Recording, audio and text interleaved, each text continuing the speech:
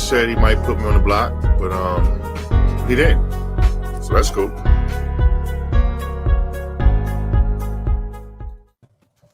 Yes, that's right. It is Sunday, February 6th, 2022. And we just finished watching the fourth episode of Celebrity Big Brother 3. We're here streaming live on Facebook, YouTube, and Twitch. I'm Dave Mader on the Super Mader Brothers podcasting channel, joined with my brother, Jeff Mader. Hey. What was that? Sorry, I was looking at something else. How's it going, Dave? Long time no see on this podcast. Yeah, exactly. Well, we missed you the other night, and we took a night off, a rare night off. We also have Jaemeel Robinson with us. How you doing tonight, Jaemeel? I'm all right. How you doing? I'm well. So it's because that Friday episode was 2 hours. So there's we have 3 hours of actual content we actually have to catch up on in terms of talking about here on the podcast. Two at once. Just to quickly on episode 3, and specifically, we saw Teddy Mellencamp voted out. Sad to see her go. Shed a tear. Now, Jaemeel, you had her in the draft, but only because you were kind of stuck with her almost near the end. I didn't feel like after the first episode, I didn't feel that bad about her. She showed competency in terms of her ability to perform challenges. She didn't look like an adult, really, and kind of seemed, not immediately, in danger. Sure, she was on Misha's radar, but it didn't seem super egregious, especially after what Narai did. I thought that Misha did Misha do her dirty? Do you agree with how indignant with Teddy Mellencamp was about the whole thing, really? Jeff? I don't think so. The thing is, she's a dirty player, but that's what Big Brother's all about. Mm-hmm. I think she's a good player. I mean, she's a bit of a bully, but you know what? That's kind of what Big Brother encourages. With a girl like you, oh, Lord, you knew that was coming. with a girl like her, I mean, it might hurt so good.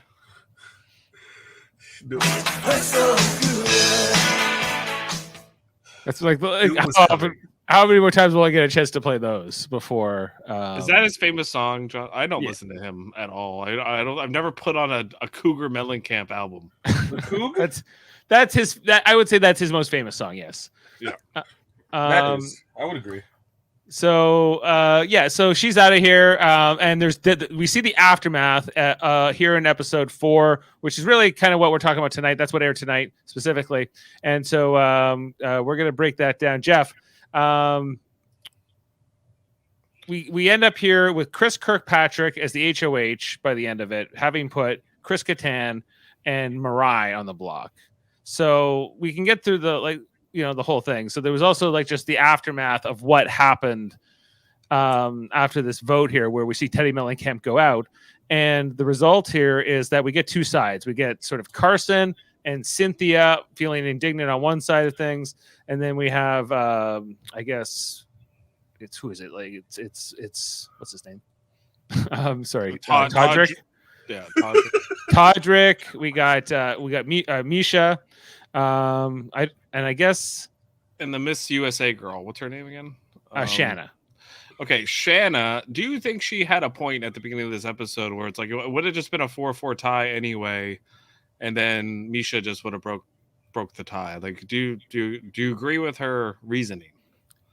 Yeah, on the surface, yeah, I think so. I when she was making that argument there, and we know that that's kind of in the moments right after the vote, right? So there was sort of this whole 5-3 thing that we're left with Teddy, and because Todd Bridges ends up on the block too. We didn't really. The whole episode is kind of a blur. But can I just hit some points here? Yes. Oh, Jaemeel, please hit some points. Okay. So why? So Shayna was kind of straddling the lines between both alliances, because she actually had gotten pretty close to Misha. Kind of to protect herself when renoms happened, the initial renoms, because she thought potentially that she might be the one that was going up. So she was kind of playing both sides, kind of like what Todrick was supposed to do. But Todrick ended up leaving formation completely. And his reasoning, his thought process around it was he was seeing that Cynthia, Carson, and Teddy were getting really close, and he didn't like that because in previous situations, like in Drag Race, Todrick and Carson, there was a little bit of distance between the two of them, and Carson was a lot closer to other judges versus Todrick himself. So Todrick kind of saw the writing on the wall and was like, you know what, I'm close with Misha, so let me, stick with Misha. Now, let's see, what other points can I mention? Well, I have a question for you. So Yep. So far, are you enjoying this season? Are you finding that this gameplay is fun to watch? Are you liking sort of how the dynamics and what the narrative of the show are, and as well as what you're hearing about on the feeds and elsewhere? You know what? It's good in the sense that everyone is just so messy. So there's just all the bodies are just laid out.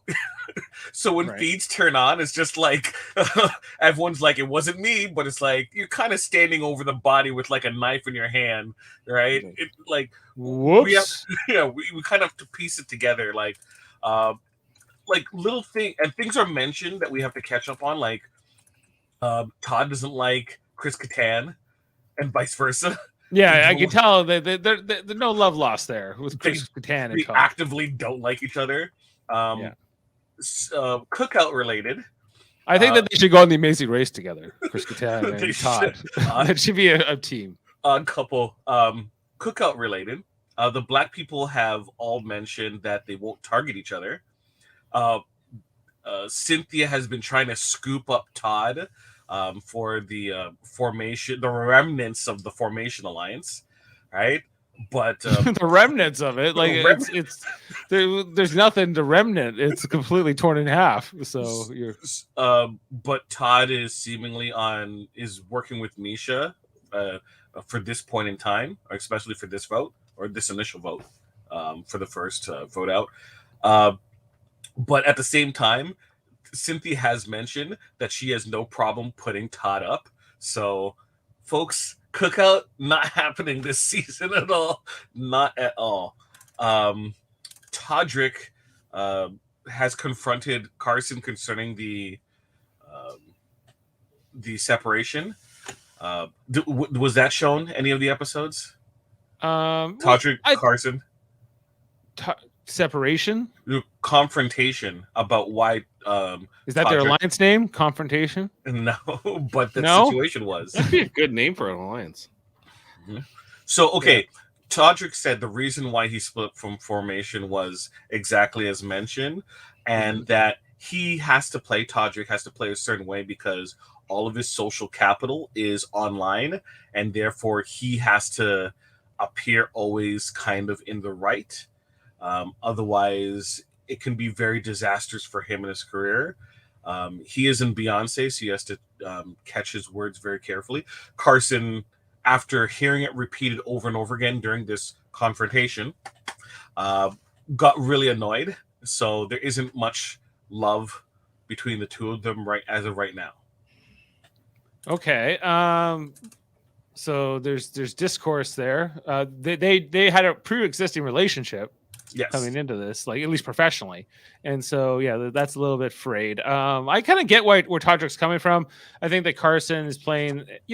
Carson and Cynthia are taking it very personally, and I think they need to take it a little bit more like, okay, well, I need to pick up the pieces here. I guess Cynthia's trying, a little bit with Todd. It sounds like, but like I think that in terms of Jeff on the show, are you finding like okay, like people are like the alliances are fracturing, things are rotating. Formation was around for only a week instead of seeing what did I say about first night alliances?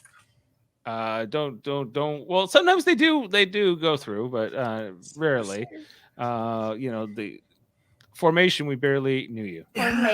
Formation Station. Liberation. Well, and I evacuation. I see right off the bat, like the gays and the gals. That was like when they first got in the house. That's the Todrick and Carson were like both throwing each other under the bus. So, like, that's done. Yeah, you don't think that's for repairing? Because remember, it was like, I know you back. Yeah, we're both Right? gay in the house. I mean, what are the odds? Right. I think I found it very interesting because I'm kind of watching Todrick because he's my only pick in the draft. Wasn't talked about pretty much the whole episode. I was surprised. I thought he was going to be like this over player. I thought he was going to be more like Misha, like a bully. I'm surprised he's not being targeted more, though. Like the fact that he was in this formation, but then he's like, no, I actually just want to be in a duo with Misha. That's my or do or die with Misha is what I'd rather do. And I'll just leave that alliance. And that alliance was already fracturing, especially with Shanna, who was kind of the weakest link, really, of that alliance. Ultimately, where she was just like, Misha, guess what? There's a big alliance. Even Todrick hadn't come clean about all that to Misha yet. So it was then they're like, okay, well, let's just, I guess, interestingly for me is that we have Chris Kirkpatrick in here, who is the HOH now. And he kind of like took Shanna under his wing because everyone was kind of like, they're a duo. They're a duo. And they're kind of doing their own thing versus then the other duo is Carson and Cynthia, right? Is kind of a duo. And then you have Lamar and I guess Todd. Yeah. Are they a duo? I think they kind of are for now. Or are they just two floaters? They're playing the middle, I would say. So a lot of middles. There is a lot of middle. There's like 4 islands. Like it's going on here. Yeah. I kind of enjoy that. It's not just like big alliance and then we're just, pagong people and no one wants to watch that. I do think it's interesting that they're going after like Chris Kirkpatrick was so fixated on Mirai in this episode. Why do you think, Jamil? Okay, so rumors. So there was an incident seemingly between Chris K and Mirai. Mirai it was like kind of mentioned second, third hand. Teddy was mentioning really that Mirai didn't necessarily feel comfortable with Chris K, and Chris K might have come off as creepy or was staring at her. Either way, wasn't necessarily a good look. One of the reasons why possibly we didn't have feeds is because Chris K left the house, and people said it might be of 2 reasons. Possibly that's the ongoing rumor. One, he could have tested positive for COVID, and they had to put him aside, kind of check through things, and then bring him back. And the other one was because of this incident with Mirai. Either way, he's back in the house, right? But at the same time, Mirai also kind of whispered very loudly to the cameras insults to Chris K, which Chris K did not appreciate at all. I think the statement was that Chris K was basically a backup dancer for NSYNC and not actually a member. That's a good insult. That's a really good insult. So, oh no, poor Chris Kirkpatrick. So Chris K had been gunning for Mirai to be gone prior to Teddy's eviction, and was working with Teddy, trying to get Misha to change her mind about things, which Misha, knowing Misha, did not want to do at all. Right. So these answers. Okay. There's a lot to unpack there with all that, yes. But there's a lot of different structures going on here with these things. Jeff. Yeah, I just thought like certain dynamics were kind of interesting, but overall, I'm not overly impressed with this gameplay so far and like the house dynamics. There's not enough drama really going on the screen anyway for me quite yet, but it's early and I'm willing to give them time to gel. The biggest drama is Chris Kattan's eating cake. Okay, that whole eating cake by himself, that got gross, right? Like as we were going, and you never eaten cake by yourself? Sure I have, but to go back night after night like that, and he's doing it in front of everybody after a while, like he just doesn't care. At like 2 a.m, it's odd behavior to say the least. Yeah, he sleeps all day. He only gets up at night. He eats a little bit of cake. this cake that I guess Carson made, and then he's like, I go back to sleep, and then I wonder if he has diabetes. Maybe, yeah. I wonder if he doesn't seem completely well. Like he's not in his prime anymore, at least. Wouldn't you say? Yeah. Baby, don't hurt me no more. I remember. He was so great in that movie, and it's so weird now to think that him and Will Ferrell were this great duo because they seem nothing alike. And now, yeah, like as you know, can you imagine like they come back for the Roxbury sequel now? Yeah, it would be kind of crazy to see like Will Ferrell, who I think pretty could still do it, like you walk right back into that role, no problem. Sure he could. Yeah, I think. I don't know if Chris could. I don't think Chris Kattan could. No, I don't think it would be believable. He could do the movie. Okay, we kept talking about all these duos, but he's not in any duo. What is going on with Chris Kattan in this game? I think he might be playing the most brilliant game of anybody. Like literally, it's what you said, Dave. He wakes up in the middle of the night, he goes eats cake. He's complete non-threat. They're putting him on the block. It doesn't matter who he sits beside. He's not going home. Makes no sense. Yes, it makes no sense. The thing with that gameplay is most of the time you can get to the end that way. Now, whether or not, and then you just got to figure out a way.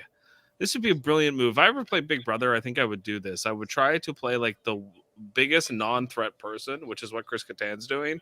Yeah. Get to the end and then use the old, I was doing it all along. It was my master plan. And then everyone goes, whoa, and then votes for you. Or goes, ram. Yeah. Well, at the end of the day, he won't have any blood in his hands, really. It's a smart way to play. As long as you can convince the jury you deserve to win. Right. I'm ready to get my dukes up. Let's have it. All right. I'll make a speech. I was the man in Undercover Brother, and he's doing a bunch of movies, right? It's just like now, it's like these competitions, even like you're just like, oh, Chris Kattan. He was in Undercover Brother. Yeah.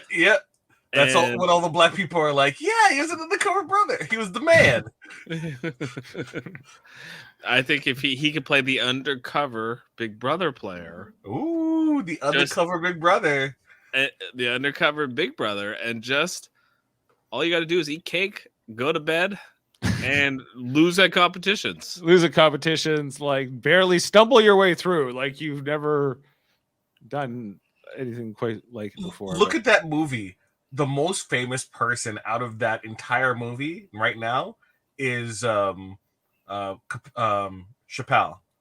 who was like this big character, right? Conspiracy brother. No, in Undercover Brother. So like Denise Richards was a Bond girl. Like she's primed for this. She could have been on this Celebrity Big Brother. Her star has fallen so far. Neil Patrick Harris. Neil Patrick Harris is higher up, but yeah, you're right. He's up there. Okay, not to segue on too much of a down note here, but I just also have to mention in episode 3 in particular, there was a competition where they had to figure out how to text like their assistant or something. Did you guys see this? Did you get like, okay, just tell me you skipped it, right? Because like after a while it was just too long. Where they had to like the competition. The competition that they had. Oh, when they explain it or the actual competition? The competition itself. I watched the whole thing, unfortunately. I thought Lamar Odom could have won that easily had he actually tried. Like he literally rolled everything once and was like, "Go." Oh, you mean the one tonight? Yeah, the one tonight. Sorry. I mean the one like on Friday. On Friday. I didn't see that one. What happened? Okay. It was too long. It was just long and boring. After a while, like Jane comes in, and I was like, I feel like I've been watching this competition for a million years, and it's just so long and boring. I don't care. Like, is that the one Carson won? Yes, that's the veto. Yeah, he did 3 minutes. He won it with like a time of like 3 minutes, but it's like I only need to see one person explain how it works to me, and then just tell me what everyone's time was. Like I don't need a supercut montage. To give me a confessional from every person is so pointless. I think it's just lazy in the editing. Like it's just they're filling time, honestly. Don't do a 2-hour episode. Just do an hour episode and do a better one. Like, you know, it's like it's Did they have episodes of Blue Buds ready? Dave, Blue Buds. this is what Blue Buds did. Tom Selleck. Do they even air Blue Bloods anymore? And I'm just making this reference for no reason. I hope so. don't even know. That's the CBS Friday show is Blue Bloods. Blue Bloods. Guys, did you know? I don't know if it's been brought up on the show, but when SNL made fun of NSYNC, do you know who impersonated Chris Kirkpatrick? Chris Kattan, please tell us. Chris Kattan. Does he remember that? I wonder. He should have put in his speech. It would have been great. I'm gonna show it to you guys right now. One sec. Everyone would have been like, "Makes sense. Makes sense. He made fun of you. This is payback." There he is on the far right. I don't know if you can see him. Right here. They wouldn't even put him like in line with everyone. He has to be in the very background. Yeah, he's right here. He's holding a lightsaber. So they're Jedi in sync. They're Jedi in sync. But yes, he is pretending to be Chris Kirkpatrick. Is that interesting? I guess Chris and I are not as in sync this week. Waka waka. I find that funny. Yeah. Okay. So Chris Kirkpatrick winning this HOH tonight. I just want to also touch on that. It's like he's obviously pretty confident in his gameplay, and if people haven't figured out he's here to play yet, then they should, because everyone was so happy when he won and was like, "Oh, I'm good with Chris," but then you have no idea what he's going to do. And I think Misha in particular had very certain expectations around what he would do, Jeff, and then he's like, "No, I don't." They're in the working out tonight. He's on the elliptical and he's like, "No, I don't care what who you think are the threats," because she wants Carson out. She's pushing hard for Carson. Yeah, and he's like, that's not really my best. That's not my plans. She's got a bit of HOH-itis. She was in charge, and now she just wants to kind of, ride that being in charge to the end of the game, which is not possible, but some people think it is. Right. It's a very common thing we see, especially the first HOH, like almost kind of what we saw from Frenchie in the last season. Very similar. And very similar to kind of like how the Grande guy played. And I'm going to bully you. The Grande guy? I love it. I straight up love it. Thank you. Frankie? What's I don't remember. Yes, it's Frankie. He doesn't matter. Doesn't matter. No. Yeah, kind of like that, where it's like, you better do what I say, or I'm gonna be mad at you. As if, I think it's so silly. Big Brother, gameplay used to be a little bit more sophisticated, and now it's like whatever the HOH wants, that's the word of God. And it used to be like the HOH had almost, yes, they could put the nominees up, but they had very little power. The power I think really lies with the house. I think what's interesting with the celebrity version is that these are people who I think are largely kind of used to getting their way. They're used to pleasing people, but they're also used to kind of getting what they want with the extent of people they're working with or not. Depends on who that is, but being the boss even. And I think it's interesting to see I think that not playing out so much, or see Misha, who had power and now she doesn't have power, and she's testing, what does this mean now that I'm out of power? How much is Chris Kirkpatrick going to give me now? In terms of how much will he take my opinion seriously? Because he was he was really fanboying over her, as we saw in the previous episodes, right? He's like, "Oh, I'm so excited! I'm a huge fan of hers. I love MMA, whatever." And now he's like, "No, I don't care what you want. You want to go after Carson?" No. Well, that's the whole thing. From their perspective, they're used to connecting, so they have that initial, "Oh my gosh, your thing, I like what you do," and they have that the schmooze fest when they meet at a party, and they heap compliments on this person that they want to connect with.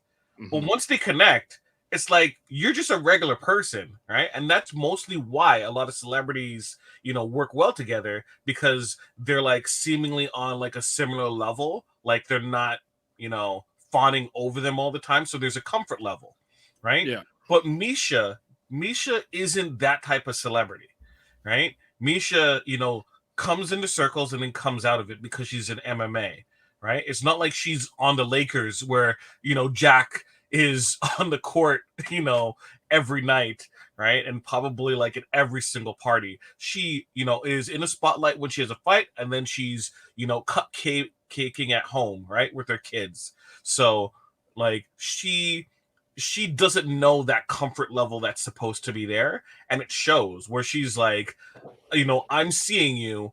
I'm expecting the same praise I got on date night 1 on night 10. And that's not going to be the case. No one's going to kiss her butt. I think that's true, Jaemeel, because I think there are certain celebrities in this house that aren't really celebrities. And me and Amanda were having this conversation. She was like, well, I was like, what's Teddy Mellencamp known for? Well, she was on The Real Housewives. I was like, oh, yeah, fair enough. But, really, she's on The Real Housewives because she's the daughter of a rock star. Like, it's a nepotism thing. Like, you're not like, but she's still probably a bigger, like Jameel's right, like a bigger celebrity than Misha, because she only goes into an octagon like once every couple of years, maybe once a year. And that's important because I do think that's how these people connect. It's like, it's a little bit of like, oh, attach myself to you, or, I know what you've done because it's been around for a long time, Lamar Odom played 82 games a season, for how many Some people that's not famous. But Lamar is also a Laker. And when you're a Laker that's won a championship, you are a Laker for life. Rick Fox gets to go to parties, not because he's famous. Not because he was on Oz. Yeah, it's because he's a Laker. When they introduce him, it's like former Lakers champion Rick Fox, and you're like, Rick Fox, right? Jackson. What was his character's name, Jeff? Jackson. Oh, I forget, but like you go down the line, right? Chris Kirkpatrick is a bigger star than almost every single person here. Other people might be more famous now, but 10 years from now, no one's going to be talking about Todrick. People will be like Chris Kattan from Night of the Roxbury, kind of thing, right? What is love? That's Hadaway. But the thing is, like NSYNC, as much as like they were even like 20 years ago, everyone remembers NSYNC, and it was like a big deal. Because before them, it was really just rock bands, like them and the Backstreet Boys and the Spice Girls. Like until they came around, New Kids on the Block, NKTOB, and New Kids on the Block. That's kind of like they were in the progression of that, but like they were just like this crazy craze. Like they were the new Beatlemania. It made no sense. No sense. It was like the commercial Beatlemania. Yeah. Well, I guess Beatlemania was even Beatlemania. The Beatles were like, "What is this?" And I think NSYNC was the same, and Backstreet Boys. But you're right; they were so uber famous that I even still remember their names. And it's kind of silly that I do. Well, yeah, but there was also like the Spice Girls, and there was the but there's like levels of fame. There's levels of fame that once you attain, you're in the societal stratosphere. You're in the common discourse. Yeah, you're in the zeitgeist, right? Misha Tate, her career is forever connected to Ronda Rousey, and however high Ronda Rousey is, Misha Tate will be alongside, but just slightly lower. What about Mariah? How do you qualify her celebrity? No, she's not a celebrity. Barely a celebrity, like a Z level celebrity. Like she talk about MMA, they're around maybe once a year.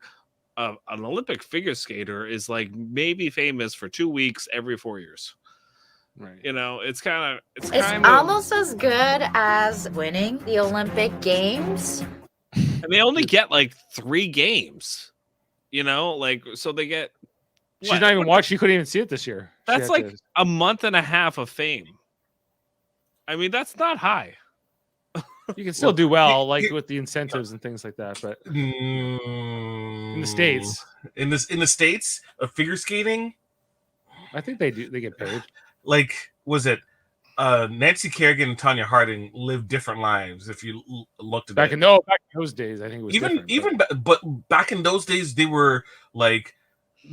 you won a gold medal as a whatever, you were taken care of a lot better than now. Now there's just too many sports, there's too many athletes. Like everyone in the US wins a medal. So you're not one of whatever, you're one of 1,000 in every 4 years. And not even every 4 years, every 2 years, because it's like I'm a gold medalist. It's like we got a whole village of we have gold 6 of them. medalists. Yeah. In our class.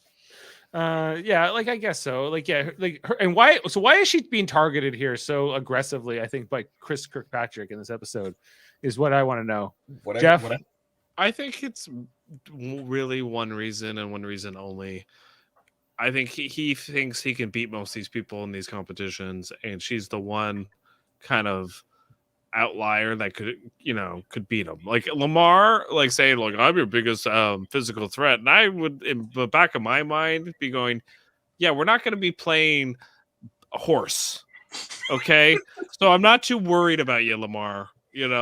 Like, yes, you were a professional athlete, but you are not good at rolling a ball.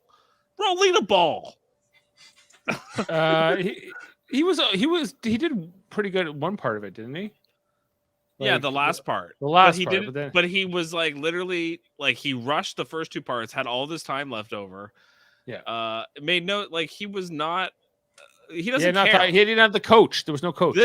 He's made so many millions of dollars that this Big Brother game is like a cute thing that is so beneath him that he just wants to last long, so he has exposure. I love this quote. Chris said he might put me on the block, but he didn't. So that's cool. That's cool. That sums him up perfectly. Yeah. He's like, no, he's not like, I'm gonna keep my eye on Chris from now on. I'm a little worried about it. No, he's like, okay. Okay. All right. Brian, Chris Kattan on the block. Okay. I go home tomorrow. I got $100 million in the bank. Why would you worry about Lamar Odom? Like, honestly, like he's not going to exert himself where he's imposing at all. He feels he has no reason to. He's just relaxing and crapping beds. That's all. That was my favorite part of the episode tonight, where it's Todd and Lamar talking to Chris Kirkpatrick in the HOH room, and they're, he was like, "Well, maybe I need to put one of you up next to Mariah, right?" Because he was like, "I'm thinking about putting Mariah up," and they're like, "Great, that's great, put Mariah up." And then he goes, "And I'm also thinking about putting one of you up." And they go, "No, we want to work with you. Why don't you work with us? We'll just work it. You do what you tell us what to do, and we'll do it." And then Chris Kirkpatrick's like, "Damn, they're right. I can just get them to do what I want. I can use them as votes. I don't need to put them on the block. I can, like, why would I do anything negative against them if they're just willing to work with me? And I know they're not threats to me." Yeah. And he just kind of sighs, like in the diary room, he's kind of accepted it by that point. But like, in the moment, he's just like, "Oh, this is not how this meeting was going to go, but okay." Yeah. Adjust. That's what he does. He's doing some audibles on the lines of scrimmage here as he's changing it up as he goes. Which makes sense. You want to be flexible as HOH and, see, the feedback that you get, right? To figure out exactly where you need to position yourself. Makes sense. Who is second closest to Chris Kirkpatrick in the HOH competition, Jeff? Like, who was Lamar? Yeah, Lamar. It was next. Because Lamar did well at the last throw. He got a really good score. But everyone else was terrible. Yeah, pretty much. Yeah, Todrick was okay. But yeah. Okay, did you guys see Todrick do those like backflips and those like acrobatic moves, right? In the competition? Did you know he could do that? Yep. I mean, makes sense. But at the same time, yeah, impressive. Now I understand why he's in the athlete alliance, which I don't even know is a thing, because if it was the athlete alliance is supposed to consist of Lamar and Mariah, right? They would both be in this, and if he says like if Chris Kirkpatrick says I want to put up Mariah, why would Lamar be? Why wouldn't he try to deflect that? I think that everyone understands why Chris Kirkpatrick feels the way he does about Mariah. That's why. Even though they've been trying to redirect Chris away from her and towards Carson. But just like last week when Chris was trying to say Teddy, right? Right. Misha put her foot down and said no. Right. So Chris is doing the exact same thing. So they should at least respect it in a sense. All right. I just watched a little bit of Todrick Hall's music video, Nails, Hair, Hips, and Heels. And are you a fan? It's exactly what you would think it is. Well, I would imagine him doing backflips in high heels, maybe, and some. They're wearing high heels. There's a pink neon triangle behind them, and there's a bunch of dancers. Yeah, I picture like all neon. wearing.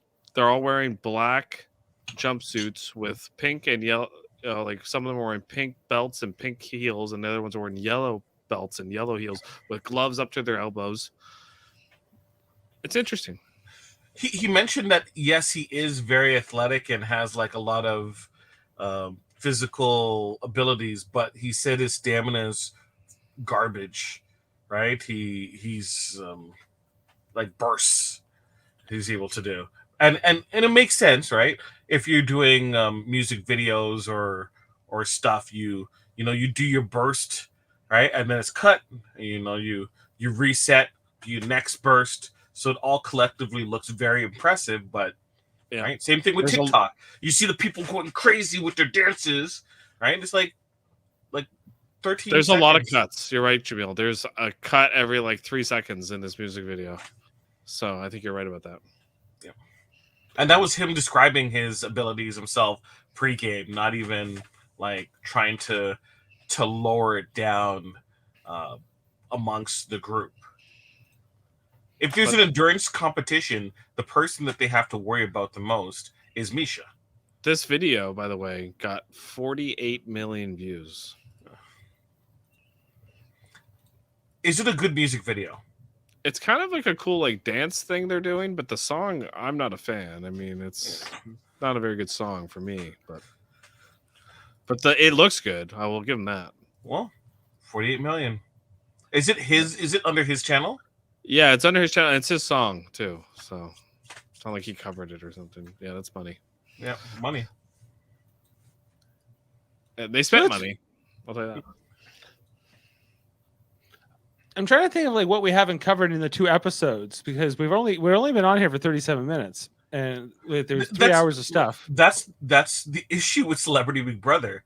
Like it, even though we're covering basically 11 days worth of content, a good portion of those 11 days were off, like not on television or in feeds. So it's all speculation, and you can only speculate for so long. And then the actual bits of content, there's not much like elaborate gameplay occurring, and you're seeing the competitions like stretched out and detailed. Like we never even talked about the Mon Wan twist because it's so inconsequential. Right? I knew you were gonna get it eventually, so I want to throw that bone there. Like we never even talked about now, Jaemeel. It means nom now. If you take off the Velcro and you flip it upside down, it's nom now. And okay, the twist. It was inconsequential ultimately, although it kind of made Mariah like Todd a bit more because he picked her over Teddy to put up there. But it made complete sense for Todd to choose to take down Mariah, I think, rather than Teddy, because Teddy, I think in his eye, was the sort of presumptive boot anyway, and like he'd rather sit next to the presumptive boot than the somebody else, and then who knows what happens, right? So it made sense just from that perspective, but Mariah was happy. I'm still here.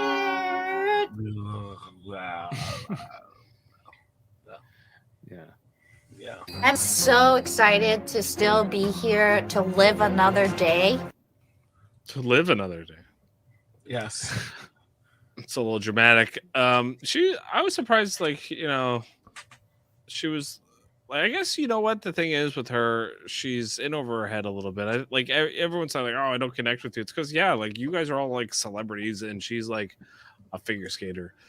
You know what I mean? She's us who did well in like Olympic, like a competition, and she probably did some C-list talk show host and a bunch of radio interviews, and that was the extent. A CNBC, an NBC spot, and that was practically it. You know, she's not invited to the Met Gala. A good portion of the people here could make it to the Met Gala. Carson make it to the Met Gala. Todrick for sure. Lamar, Chris Kattan, not Todd Bridges. Not Todd Bridges. Not Todd Bridges. Todd Bridges is at the Met eatery that's across the street selling hoagies. That's the closest he would get, right? Well, yeah, like okay. Do you think that she's starstruck, Mariah, by any of these people?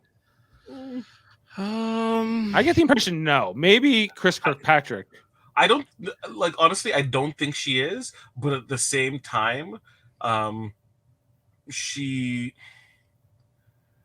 think she's just the type of person that doesn't really see celebrities that way. And for someone who isn't a celebrity, I think that kind of could rub people the wrong way as well.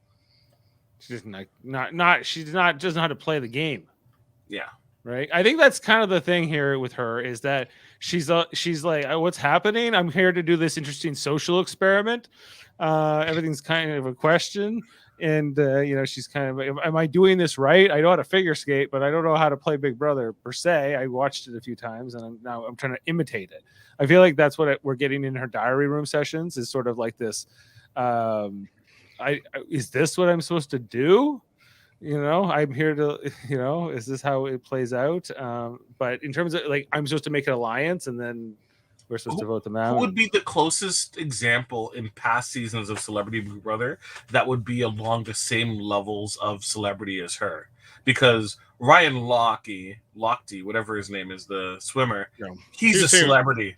He was famous for being an idiot, though. Still, I agree with you. He's more of a celebrity, but he was kind of famous for just like being an idiot, especially in Brazil. I think it's like people who are figure skating fans know who she is, and I guess that's it. Right. So if you follow that sport, I think a lot of people would say, well, who's Lamar Odom? Well, I guess only because of the Kardashian thing, it makes him even more famous. But, right. That matters. Because there's lots of NBA players nobody's ever heard of, but Lamar Odom is like Amanda knew who Lamar Odom was. Right. But a lot of people would say, like, I don't care what that sport either, or whatever sport you want to say. But like some sports just have more notoriety, more millions of fans. And he's a Laker, which puts him in circles that, a lot of, C and D list celebrities don't have access to. Right? Lamar Odom getting an invite to the Oscars? Possibility. Narai? No. Who's more famous? Mark McGrath or Chris Kirkpatrick? Mark McGrath, I think individually, but I think NSYNC is more famous than Sugar Ray. Mark McGrath has hosted ET, right, which goes out to millions of homes, and I think he's done some game shows as well. So therefore, he's been more in the spotlight as himself than Sugar Ray versus NSYNC. Who's more famous, Meta World Peace or Lamar Odom? Meta World Peace. Lamar Odom. I think Meta World Peace too, but it's close. Who's more famous, Brandi Glanville or Teddy Mellencamp? Who's Brandi Glanville? I don't know. At least what is she known for? Well, yeah, she's a Real Housewife. That's why I brought her up. They're both from Real Housewives of Beverly Hills. Because Teddy is John Mellencamp's daughter. That's why. But they're both from that show specifically. And the reason why I bring that up because this is the first season cast. And who's more famous, Ross Matthews or Carson? I don't know his last name. Carson. Carson Kressley. Carson. Queer Eye is just so huge. I'd say Carson's more famous. Yeah. And Drag Race is the combination of the two puts him slightly above. Ross is more famous in reality television and Jay Leno. So is it Chris Kattan versus I don't know, Tom Green? Is that the direct comparison then?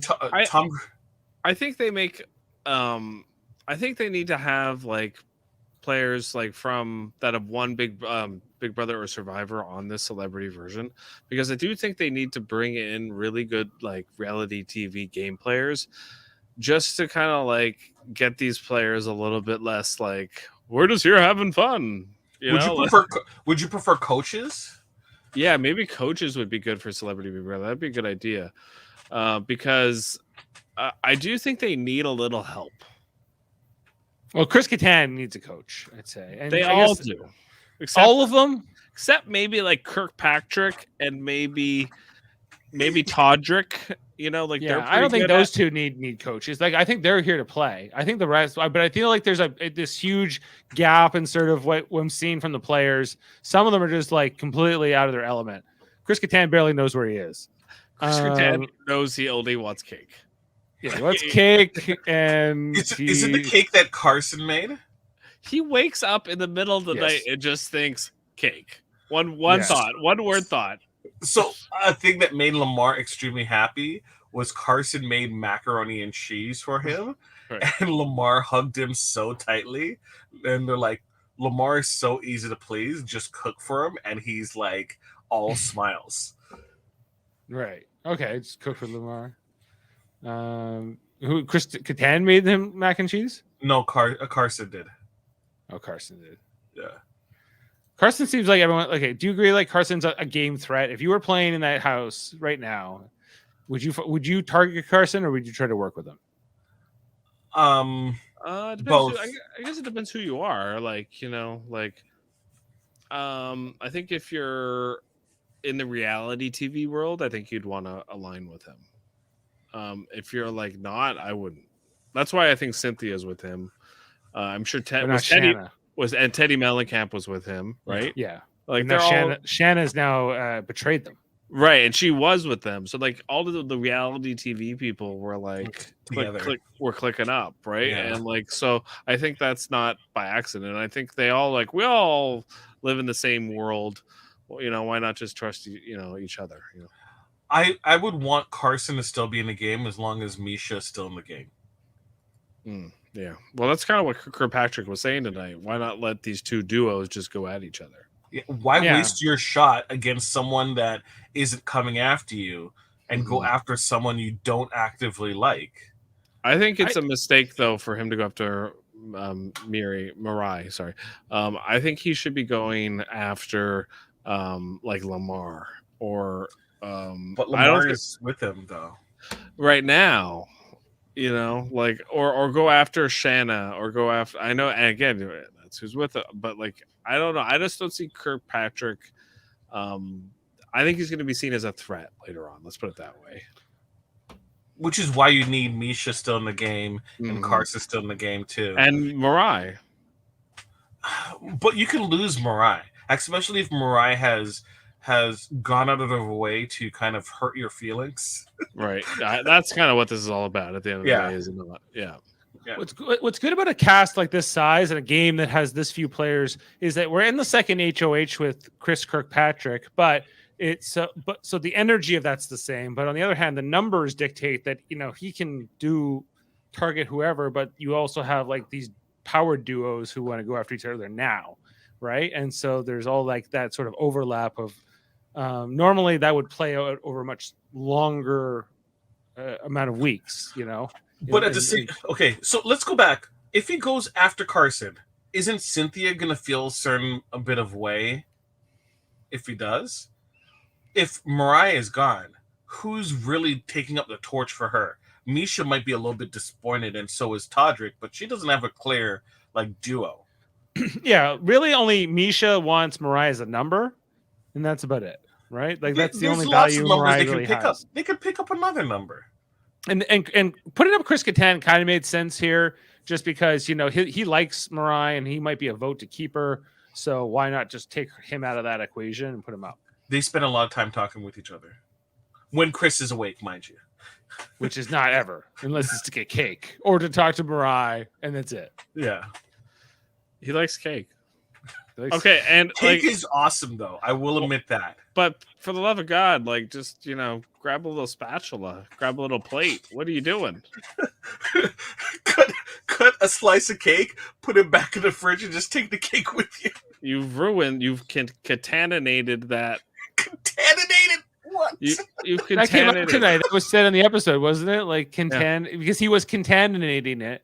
Yeah. And I think he was double dipping with that fork, and they're like, "I'm not eating that cake anymore." Now that Chris Kattan is eating that cake. He has cooties. Come on, it's cake.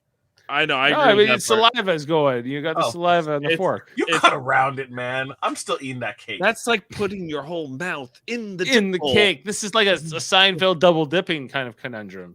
Yep. People got different standards. It's cake. You cut around the cake. If you watch the Mythbusters episode with the bacteria, you know it's there's bacteria is good for you though. I live my life without that, so I'm good. Strong for the immune system. That's what George Carlin said. You know, he drops something on the floor, you eat it because it's good for your immune system. That's why people are too soft until it kills you. Until it kills you, yeah. Because there could be some antifreeze on the ground or something. I don't have all the answers about it, but you know, it's okay. Okay, so what happens veto now? Tomorrow. Veto tomorrow. Is the veto tomorrow? Yeah. Are we going to talk about it tomorrow? Veto is going to be live tomorrow. Because I have the Enterprise podcast. Do you guys want to talk about this tomorrow? Are you able to do that? Jeff, do you want to talk about it tomorrow? Do I want to? I mean, I will. That's not what I asked you. Do you want to? No, I don't want to. Okay, we're gonna do it on. We can have a. Do you want to do a brief update at like 9? Because the next episode is Wednesday. Because we could catch up. We could catch up on Monday and on Wednesday. Or you guys can talk about what. Because tomorrow is just a veto, right? Is that it? Yeah, I think so. I think that's all it's going to be. It's not going to be an eviction. No. Okay. Well, if you guys should go on and talk about it. I got to talk to Jody about Enterprise and the temporal Cold War. You have to talk about Enterprise. Or do you? I'm committed. I'm committed. It's Enterprise at 8. And Enterprise at 8, and I gotta get in there and talk about that stuff with them, and then that would be the same time that the show's airing. So I gotta go where my heart will take me. I've got faith to believe I can do. Okay. He's searching for the music right now. Just so you know. We got to give him an answer before he finds it. It's been a long road. It took too long. That's how I feel about the Celebrity Big Brother. It's a long road for such a short amount of time and such a small amount of players. I'm not a big fan of the Celebrity Big Brother, guys. Like I think, and I don't think it's the format. I think it's the celebrities that they cast. I think they tried to cast people who are game players, but I think that they're also. I think we need, and they tried to even bring up some reality people. I think that from a casting perspective, they had good intentions. Right, I agree with you, but bad. It's just bad execution. Like I just don't think like guys like Lamar Odom want to be there. It's just a publicity stunt. Basically. Yeah, like I just don't think they should cast people that are like just there to like build their brand and don't care at all about the game. Oh no, I disagree. I think they should get people that want to build their brand, but I mean they should get up and coming young actors who are desperate people. Should you have like 11 Todricks? Would that be better? I would say you would include some of them, but include like actors who have like a possible big break movie coming up. Like get all those people, right? Who 250,000 is going to be like their biggest paycheck ever. They're not hitting. They're probably their last role. They probably got 50,000, right? And there's no guarantee that the next paycheck is coming, right? So it's almost like it's different than real Big Brother, where you could win like $750,000. Instead, it's faster. It's a month, and you have to be kind of sort of famous. But a lot of the people who are cast on normal Big Brother are that already, aren't they? Like Frankie Grande, you could argue is like now more famous than a lot of these people, which is sad. Yeah. Right. Like he's almost and a lot of the like it's not quite. I don't think it's like in the early days of like Survivor and early Big Brother. I don't know. I'm not as familiar with the Big Brother side of things, but like you look at that, like those early Survivor casts versus who was sort of became the standard casting, because it was like this whole generation of people grew up watching these shows and they kind of like studied it and learned what it took to sort of be on the shows, and that evolved with time as well. And so it's less of like this is the mom from like the corner store in Flin Flon, Manitoba, or wherever, who's they got the story. Flin Flon. Yeah, she's coming up the prairies with the buckets on her shoulder, with the big post. You follow, right? Sure, Dave. Sure. Flim flam. Right, well, Jeff, you know what I'm talking about. These are like the casting's a little different now, right? Like so if you have to keep it at a certain level for celebrity, I think that there's this fine line where you need them to be sort of famous enough, but if you get like guys like Lamar Odom who are just so rich that this is so like whatever, who cares? Consequential. Like, yeah. This is a month long poker night. I just dropped 250. 250 what? 250,000. He would have made this like a game. This would be like this would be way better if I was like I want to go into rehab, but I don't want to have to like sit in group sessions and stuff. This would be the best thing, right? Like you just go in and you're like, oh. But Dave, just imagine if this was like Cobra Kai was coming out in like a month's time, and you got like members of the cast, right, to be on this show, right? $250,000. They're fighting for it. They're like, I'm not literally like they're not real fights like Cobra Kai, Karate Kid style fights. But I mean, like, you would know that one, they're going to be in a prominent series, and two, right, they're not making enough money to state that they're going to sneeze at 250. Right, and that's that's like the middle ground of celebrity Big Brother. You just kind of got to hit, see if you can hit it. Right. So basically, like Lamar Odom, if he's gonna be here, like you almost want him to be voted out right away. But if he's not, then if he's gonna hang out here to the end, like are we gonna be over him in a few weeks? Right? Like where we're just like, why is he here? I'm not even thinking about him now. Yeah. Outside of him being one of my last remaining player, but still. When we lose a player we like, I think it's gonna, who's playing hard. It might be a little bit, if he becomes just a goat floater, right? Ultimately, like someone you may even take to the end, maybe. And then maybe like Lamar gets up there and has the best speech ever. So and then he's like, I was playing you the whole time. That's how I learned how to do that on the Lakers. Kobe. I did this for Kobe. I did this for Kobe. Right. Yeah. All right. So let's wrap it up for tonight. Coming up on an hour. So Teddy Mellencamp's gone. It's either gonna be Mariah or Chris Kattan, unless one of them takes themselves off the block. I don't know if we have spoilers about that, do we? No, not that. No, Vito's tomorrow.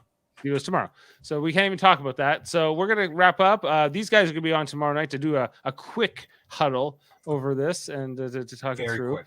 Yeah, and talk about episode 5 before we talk about what would be a Wednesday to cover the whole, I guess, next eviction. And we're, we'll see, following that veto and where it's going to go. And that's what you guys will cover tomorrow. Also, check out our other podcasts. We got here on Super Mader Brothers podcast, and we talk about all kinds of things, not just Big Brother. I have one thing to say before you get to that, Dave. I'm sorry to interrupt. Okay.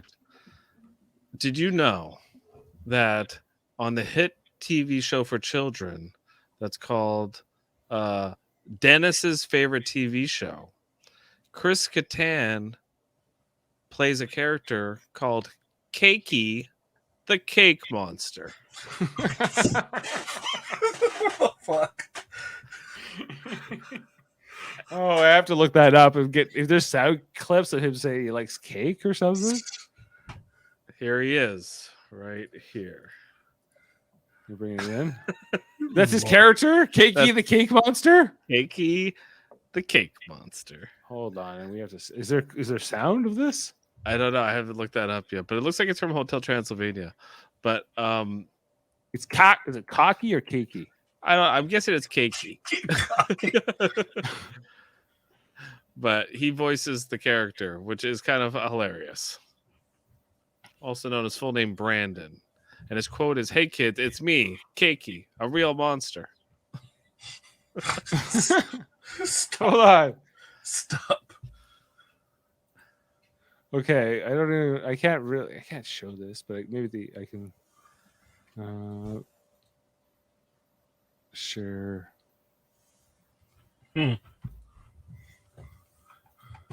It's kind of funny though when you think about he actually is a cake monster. He actively looks for roles that involve cake. Yeah, And he's like, he's like, I need to get into this this role. So he just buys a ton of cake and then puts it as like a Stupid. business I don't care. I'm doing it. business expense. No, we just have to critique it. So here is Chris Kattan here What a wonderful cakey day as it is. Cakey the Cake Now Monster. I have a question. Who here That's loves him doing the cake? It's unlike in Big Brother, he's not offering the cake. This is probably what the rest of the house wants to do to him. Okay, all right. So that will make it legal. Okay, hopefully that will play out. But yes, okay, that's amazing. He has a character he played where he ate the cake, and he says, "I think you should eat cake." Kind of funny. Why didn't I pull those sound clips? I didn't know they existed until now.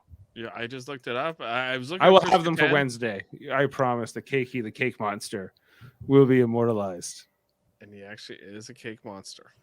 He's a cake monster. Jaemeel, what do you think of this?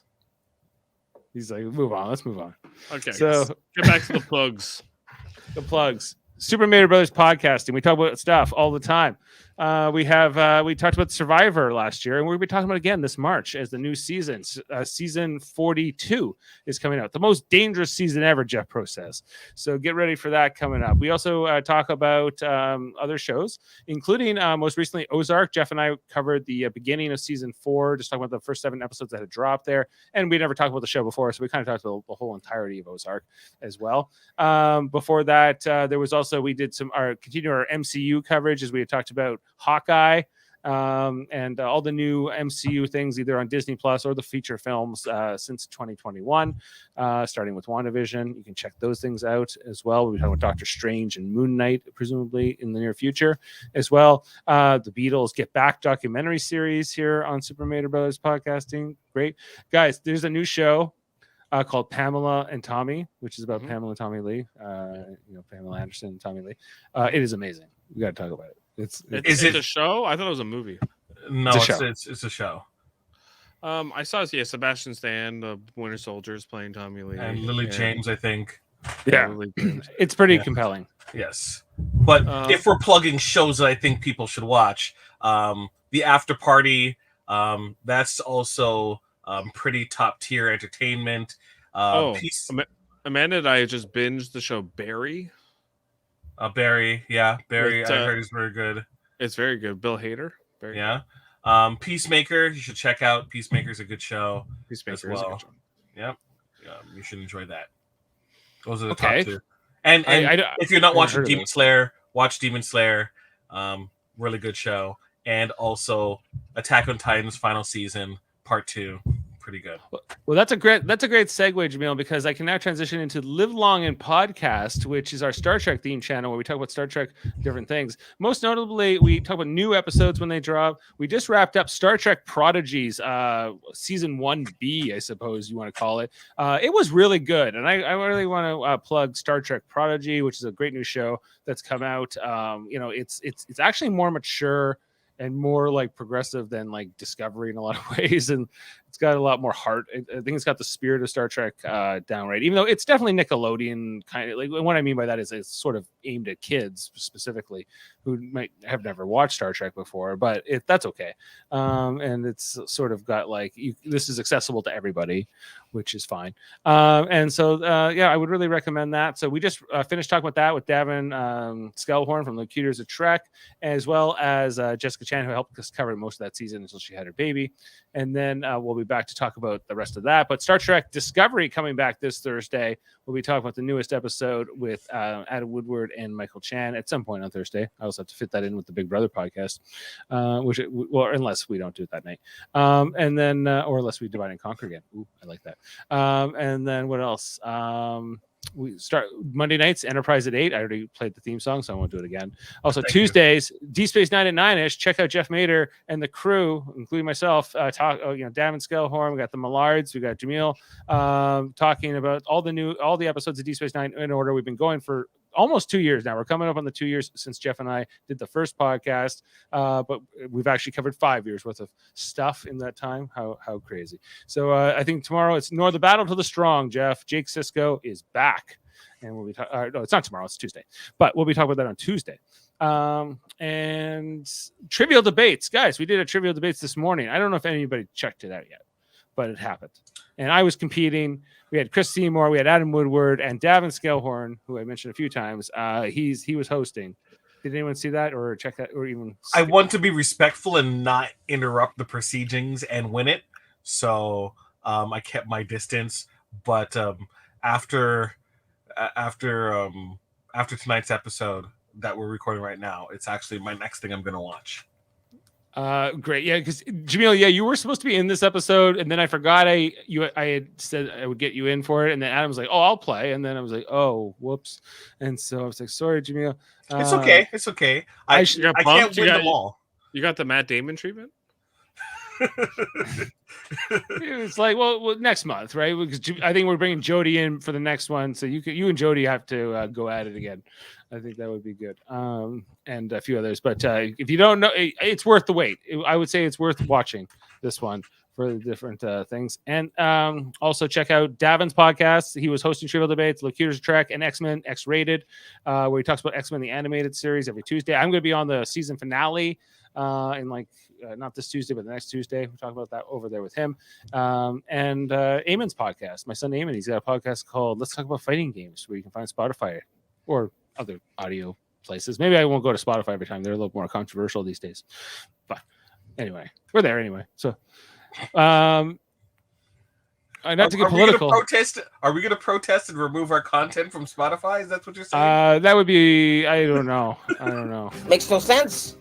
Yeah, I don't know. Let's start the convoy. Let's start it up. Okay, so this was I like this quote here from Mariah. Let's go with it to take us out. Of course, I'm going to keep fighting, but let me tell you, this is a very